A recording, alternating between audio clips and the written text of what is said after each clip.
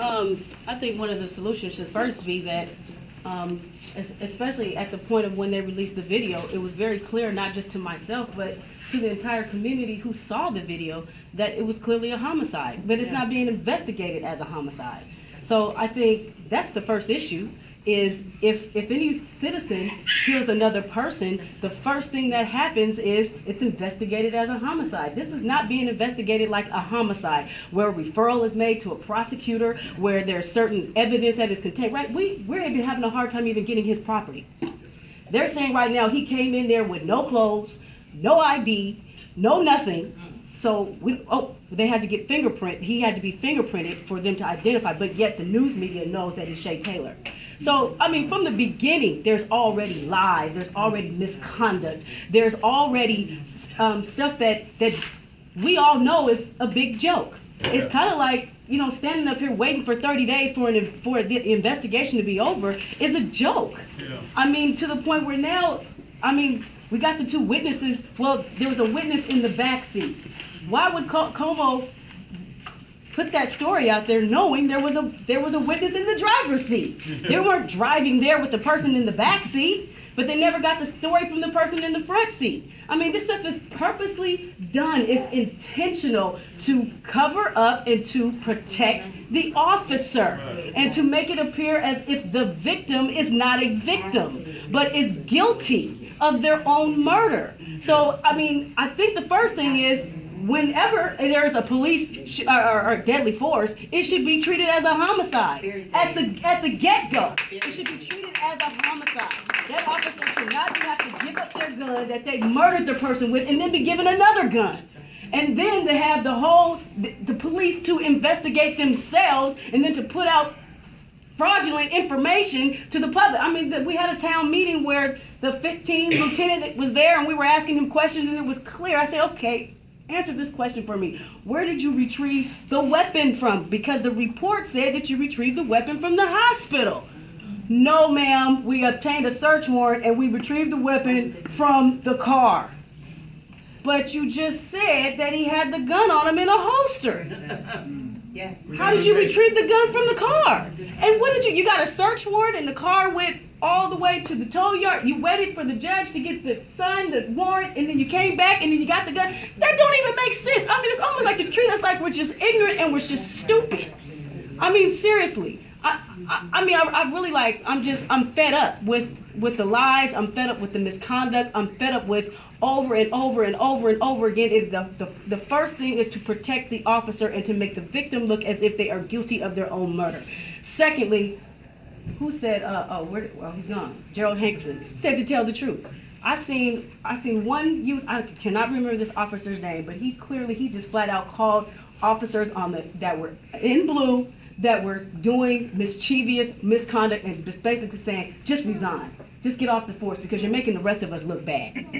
You're making the rest of us look bad. So how many officers are willing to call out their fellow officers that they know are not doing what's right and willing to come forward and tell the truth? Not many. Because I'm almost certain that there were people that were there on the scene that were investigating, know good well that gun was not in that car.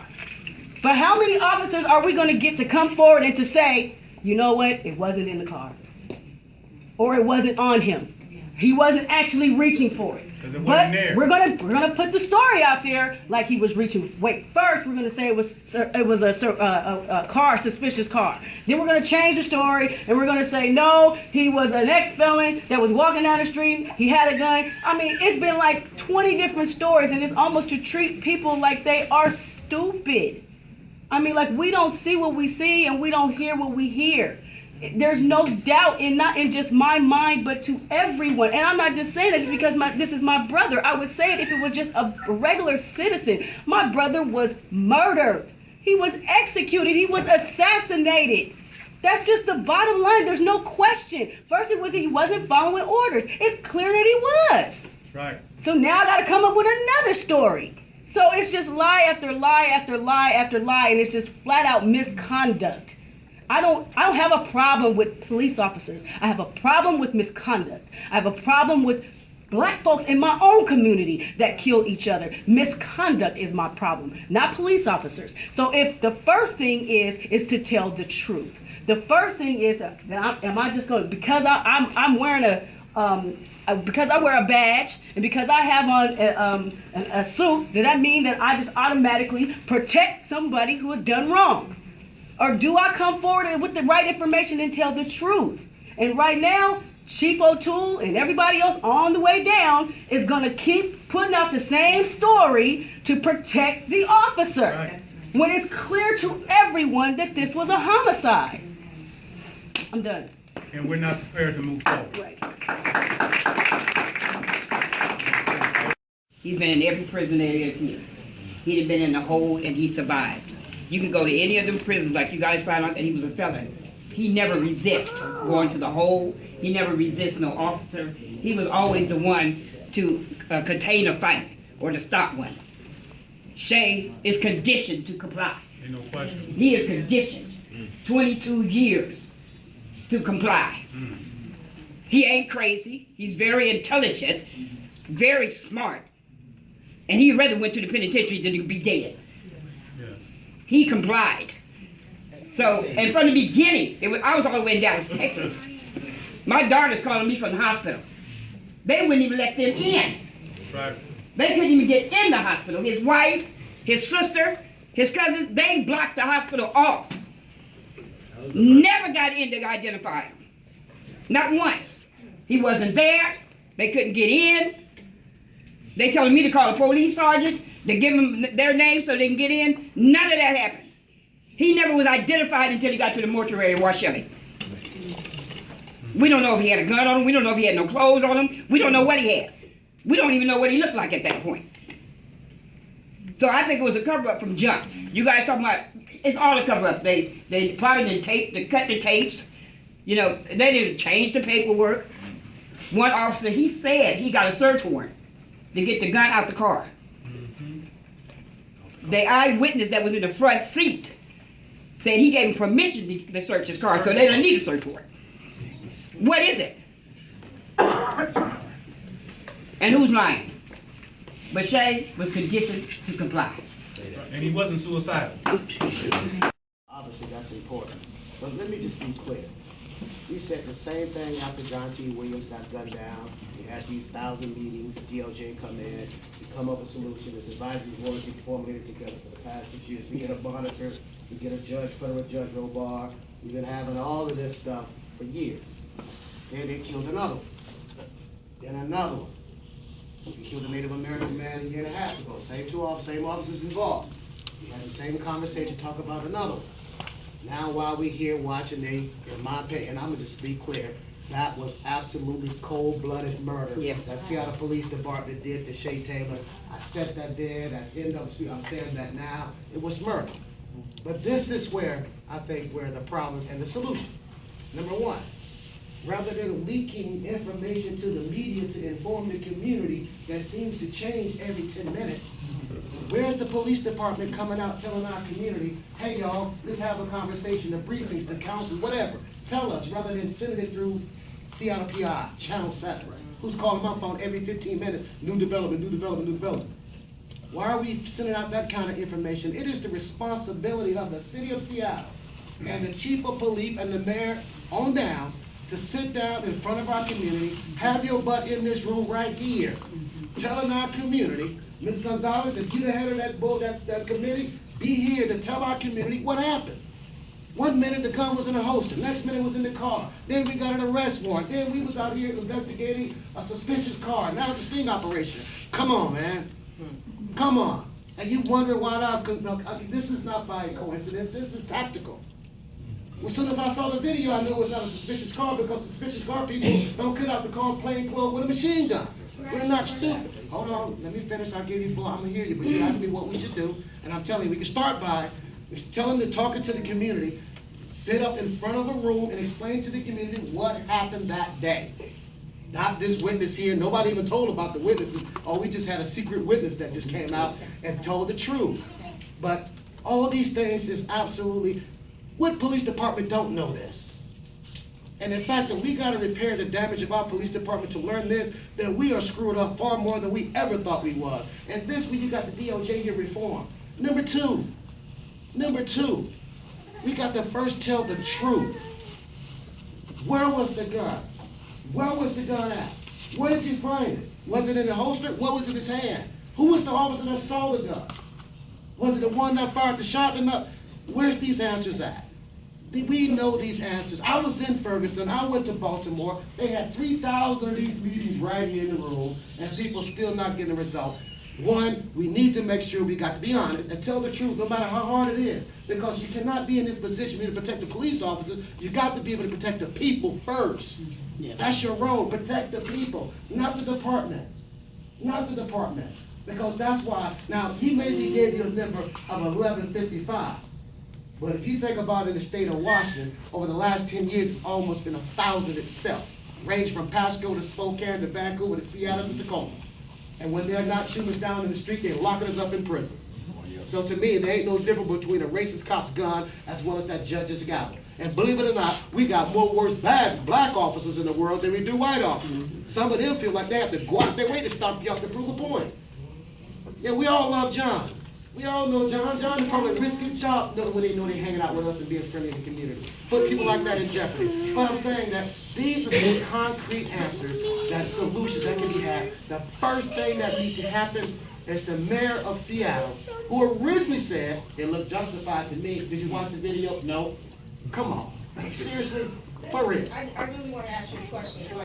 All I'm saying. But we don't have 45 days, because if it was truly CheTaylor's gun to me, they would have said it the first day it happened and show me a picture of it in his holster, not laying on a display table. You could have got that from the evidence closet, as far as I care.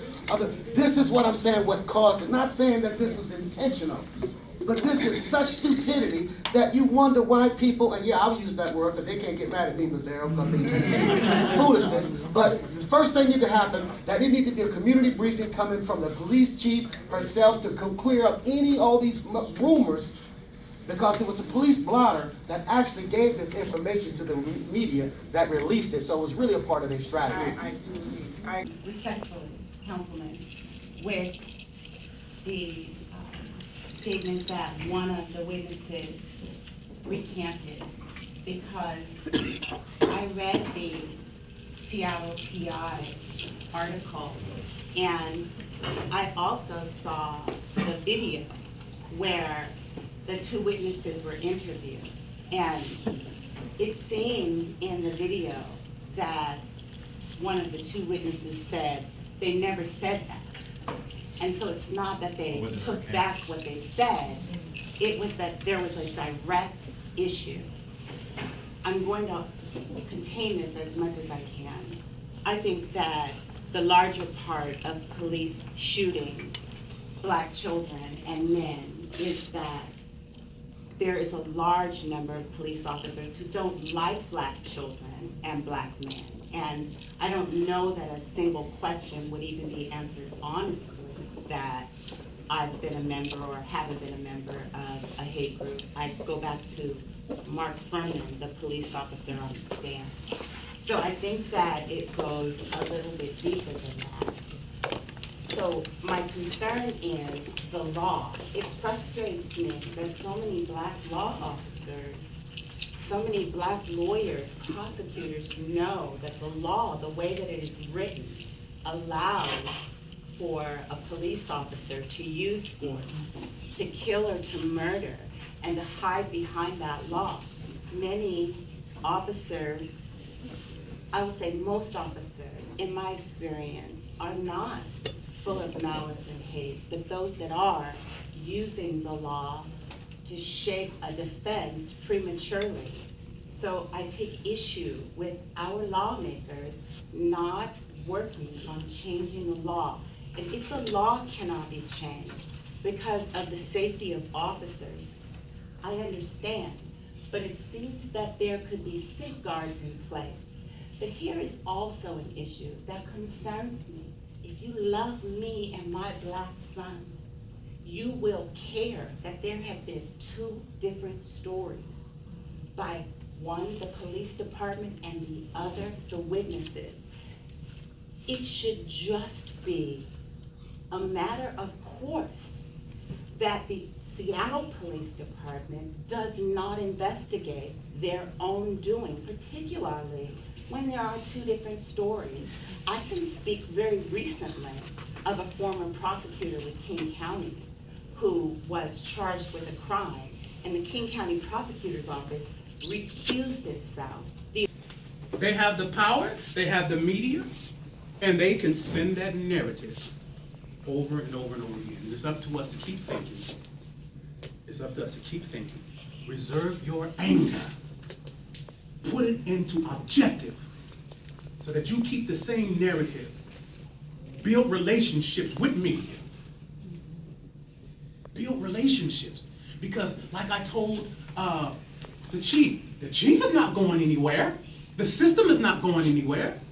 So I can't get angry and shut down. I'm gonna see these officers. I can't operate with hate. I'm not mad at every officer.